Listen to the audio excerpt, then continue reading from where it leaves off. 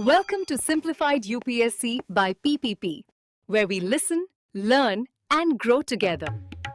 Detailed lecture notes in English and Hindi, plus practice questions for prelims and mains, only on our Telegram channel. Link in description. Like and subscribe for more. नमस्कार, simplified UPSC by PPP में आपका स्वागत है। आज की चर्चा शुरू करने से पहले एक छोटी सी गुजारिश। अगर आपको हमारा काम पसंद आता है और आप चाहते हैं कि हम आपके लिए ऐसे ही उपयोगी कंटेंट लाते रहें, तो कृपया हमारे चैनल को सब्सक्राइब करें और हमारी पेड मेंबरशिप ज्वाइन करके हमें सपोर्ट करें। आपके छोटे से सहयोग से हमें बहुत मदद मिलती है। तो चलिए आज की बातचीत शुरू करते हैं। हम में से ज्यादातर यूपीएससी एस्पिरेंट्स ने एनसीईआरटी की किताबें कई बार पढ़ी हैं। खासकर क्लास 7 के सोशल एंड पॉलिटिकल लाइफ की किताब का चैप्टर 7 हमारे आसपास के बाजार। ऊपर से देखने पर ये बहुत ही सीधा साधा चैप्टर लगता है, साप्ताहिक बाजार, पड़ोस की दुकान, मॉल। लेकिन आज हम इसकी परतों को खोल कर देखेंगे कि कैसे ये साधारण सा चैप्टर जीएस मेंस,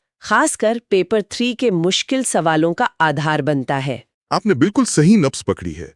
ये चैप्टर एक लॉन्च पैड की तरह है।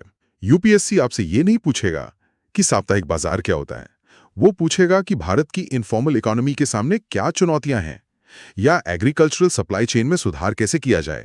और इन सभी सवालों के जवाब की नींव इसी चैप्टर में छिपी है। आज हम क्या से आगे बढ़कर क्यों और तो क्या पर ध्यान देंगे। तो इसे और दिलचस्प बनाने के लिए चलिए एक कहानी के जरिए समझते हैं। कल्पना कीजिए कि एक फैक्ट्री में बनी एक साधारण सी कॉटन की टी शर्ट है।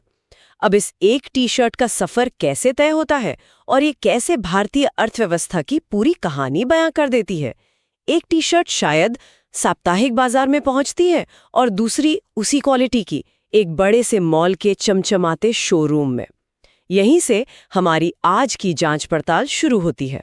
बेहतरीन आइडिया है। ये दो टी शर्ट की कहानी हमें सबसे पहले भारतीय अर्थव्यवस्था की सबसे बड़ी सच्चाई की ओर ले जाती है। वो है संगठित और असंगठित क्षेत्र का विभाजन, ऑर्गेनाइज्ड वर्सेस अनऑर्गेनाइज्ड सेक्टर। साप्ताहिक बाजार में जो टी शर्ट बिक रही है, उसे बेचने वाला व्यापारी वो असंगठित क्षेत्र का हिस्सा है। उसकी पूंजी बहुत कम है, कोई स्थायी दुकान नहीं, कोई सामाजिक सुरक्षा नहीं, और उसे हर दिन अनिश्चितता का सामना करना पड़ता है। और ये कोई छोटा मोटा हिस्सा नहीं है। भारत की लगभग 90% वर्कफोर्स इसी असंगठित क्षेत्र में काम करती है। तो वो साप्ताहिक बाजार का व्यापारी सिर्फ एक दुकानदार नहीं, बल्कि भारत के करोड़ों लोगों का प्रतीक है। उसकी आमदनी कम है, उसे आसानी से लोन नहीं मिलता, और उसे हर दिन की कमाई पर जीना पड़ता है। बिल्कुल। अब दूसरी टी शर्ट को देखिए जो मॉल में है। उस शोरूम का मालिक संगठित क्षेत्र का हिस्सा है। उसे बैंक से लोन मिला है, उसकी दुकान का किराया, बिजली का बिल, कर्मचारियों की सैलरी, सब कुछ एक फॉर्मल स्ट्रक्चर का हिस्सा है। उसे विज्ञापन और ब्रांडिंग का फायदा मिलता है। इसलिए भले ही टी शर्ट की लागत एक जैसी हो, मॉल में उसकी कीमत 5-6 गुना ज्यादा होती है। वो सिर्फ टी शर्ट नहीं बेच रहा, वो एक अनुभव बेच रहा है। एयर कंडीशनिंग, सुरक्षा और ब्रांड का भरोसा। तो यहाँ पर एक बहुत बड़ा विरोधाभास सामने आता है। जो क्षेत्र देश के सबसे ज्यादा लोगों को रोजगार देता है, यानी असंगठित क्षेत्र, वो जीडीपी में उतना योगदान नहीं दे पाता और वहां काम करने वालों की जिंदगी हमेशा अधर में लटकी रहती है। सही बात है। वहीं संगठित क्षेत्र जहां कम लोग हैं, वो ज्यादा सुरक्षित और फायदेमंद है। जीएस पेपर 3 में इंक्लूसिव ग्रोथ या समावेशी विकास पर जब सवाल आता है, तो ये उदाहरण एकदम सटीक बैठता है। चुनौती यह है कि सरकार कैसे इस असंगठित क्षेत्र को फॉर्मलाइज करे, बिना उन करोड़ों लोगों की रोजी रोटी छीने जो इस पर निर्भर है। सही कहा। और ये सिर्फ आर्थिक नहीं, बल्कि एक सामाजिक मुद्दा भी है। उस साप्ताहिक बाजार के व्यापारी के पास सामाजिक पूंजी सोशल कैपिटल भी कम होती है, जबकि मॉल के शोरूम मालिक के ताल्लुकात बड़े सप्लायर्स और बैंकों से होते हैं। तो बाजार सिर्फ सामान नहीं, अवसर भी बेचता है, और ये अवसर सबके लिए बराबर नहीं होते। चलिए अब कहानी में थोड़ा पीछे चलते हैं। ये टी शर्ट फैक्ट्री से इन बाजारों तक पहुंची कैसे? किताब हमें एक सीधी सी चेन बताती है। उत्पादक, फिर थोक व्यापारी और फिर खुदरा व्यापारी। यह सुनने में बहुत सरल लगता है, लेकिन एक यूपीएससी एस्पिरेंट के लिए ये भारत की सप्लाई चेन है, और ये चेन कई जगहों पर बहुत कमजोर और टूटी हुई है। हाँ, और ये कमजोरी सबसे ज्यादा कृषि क्षेत्र में दिखती है। टी शर्ट का उदाहरण तो फिर भी मैन्युफैक्चरिंग का है, लेकिन अगर हम इसे सब्जियों या अनाज से बदल दें तो तस्वीर और जटिल हो जाती है। किसान यानी उत्पादक अपना माल लेकर स्थानीय मंडी पहुंचता है, जहां उसे थोक व्यापारी या आढ़ती मिलते हैं। ये इस चेन का सबसे विवादास्पद हिस्सा है। यहीं पर एपीएमसी एक्ट्स और मंडी सिस्टम की भूमिका आती है ना, जिस पर अक्सर सवाल पूछे जाते हैं।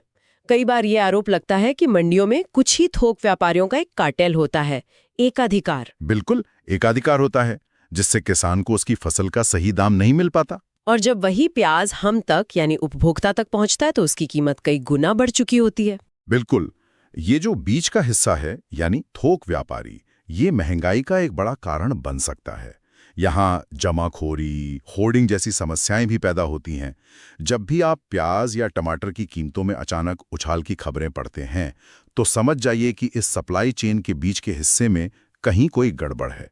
ये दिखाता है कि हमारी लॉजिस्टिक्स और स्टोरेज की व्यवस्था कितनी कमजोर है। इसी समस्या को दूर करने के लिए सरकार फूड प्रोसेसिंग इंडस्ट्रीज को बढ़ावा देने और नेशनल लॉजिस्टिक्स पॉलिसी जैसी नीतियां लाने की बात करती है। तो मतलब ये जो बाजारों की श्रृंखला है, ये सिर्फ एक आर्थिक प्रक्रिया नहीं है, बल्कि ये एक राजनीतिक और प्रशासनिक मुद्दा भी है। इस चेन को कितना कुशल बनाया जा सकता है, इसी पर देश की खाद्य सुरक्षा और महंगाई दर निर्भर करती है। प्रीलिम्स में भी अक्सर सप्लाई चेन मैनेजमेंट से जुड़े टर्म्स पर सवाल आ जाते हैं। निश्चित रूप से यह समझना कि उत्पाद खेत से थाली तक कैसे पहुंचता है, आपको अर्थव्यवस्था की नब्ज समझने में मदद करता है। यह आपको बताता है कि क्यों एमएसपी यानी न्यूनतम समर्थन मूल्य एक इतना बड़ा राजनीतिक मुद्दा है, या क्यों कॉन्ट्रैक्ट फार्मिंग के फायदे और नुकसान हैं। इस सब की जड़ इसी सरल से दिखने वाली चेन में है। हमने अब तक विक्रेताओं की बात की, सामान के सफर की बात की। अब कहानी के आखिरी हिस्से पर आते हैं, खरीदार। किताब में सुजाता और कविता का उदाहरण है, जो मॉल में 3000 रुपए की ड्रेस देखकर हैरान हो जाती हैं और उसे नहीं खरीदती। ये एक छोटा सा वाकया है, लेकिन ये बाजार और समाज के रिश्ते पर एक गहरी टिप्पणी है। हाँ, ये सीधे सीधे क्रय शक्ति, परचेजिंग पावर और आर्थिक असमानता से जुड़ा है। बाजार सबके लिए एक जैसा नहीं होता। हम किस बाजार में जाते हैं और क्या खरीदते हैं, यह हमारी जेब तय करती है। मॉल एक खास आय वर्ग के लिए बनाया गया है, जबकि साप्ताहिक बाजार कम आय वाले लोगों की जरूरतों को पूरा करता है। और पड़ोस की दुकान इन दोनों के बीच एक पुल का काम करती है, जहां जरूरत और भरोसे का रिश्ता बनता है। जैसे वो उधार की सुविधा। बिल्कुल, ये उधार वाली बात बहुत दिलचस्प है। ये दिखाता है कि पड़ोस की दुकान सिर्फ एक दुकान नहीं, बल्कि एक सामाजिक ताने बाने का हिस्सा है। ये एक तरह का इनफॉर्मल क्रेडिट सिस्टम है, जो उस व्यक्ति को भी सामान खरीदने की सहूलियत देता है जिसके पास शायद उस वक्त पैसे ना हो। हाँ, और ये उस सामाजिक विश्वास पर चलता है जो मॉल के क्रेडिट कार्ड सिस्टम से बिल्कुल अलग है। बिल्कुल। और ये हमें फिर से असमानता के मुद्दे पर ले आता है। बाजार ना सिर्फ मौजूदा आर्थिक असमानता को दिखाता है, बल्कि कई बार उसे और मजबूत भी करता है। जिसके पास पैसा है, उसके पास बेहतर क्वालिटी, ज्यादा विकल्प और अच्छा अनुभव खरीदने की क्षमता है। जिसके पास नहीं है, वो सीमित विकल्पों में फंसा रह जाता है। ये सिर्फ एक आर्थिक विभाजन नहीं है, ये एक सामाजिक विभाजन भी बन जाता है। तो अगर हम इस पूरी चर्चा को समेटें, तो एक यूपीएससी एस्पिरेंट के लिए इस चैप्टर के मायने क्या हैं? पहला तो ये है कि बाजार भारतीय अर्थव्यवस्था का एक आईना है, जो संगठित असंगठित क्षेत्र के विभाजन को साफ दिखाता है। दूसरा, बाजारों की श्रृंखला असल में भारत की सप्लाई चेन है, और इसकी कमजोरियों को समझे बिना आप महंगाई, कृषि संकट या लॉजिस्टिक्स जैसे मुद्दों पर अच्छी तरह नहीं लिख सकते। सही। और तीसरा, बाजार और खरीदार का रिश्ता सामाजिक न्याय और असमानता के मुद्दों से गहराई से जुड़ा है। ये आपको जीएस पेपर 1 सोसाइटी और पेपर 2 सोशल जस्टिस के लिए एक मजबूत आधार देता है। ये दिखाता है कि आर्थिक नीतियां बनाते समय सामाजिक हकीकत को ध्यान में रखना क्यों जरूरी है। वाकई ये सोचना कमाल का है कि एक 7वीं क्लास का चैप्टर हमें जीएस के 3 पेपर्स के लिए सोचने का नजरिया दे सकता है। इसने ये साफ कर दिया है कि हमारे आसपास के बाजार सिर्फ लेन देन की जगह नहीं, बल्कि भारतीय अर्थव्यवस्था और समाज की एक जीती जागती प्रयोगशालाएं हैं। और जाते जाते सोचने के लिए एक सवाल छूट जाते हैं।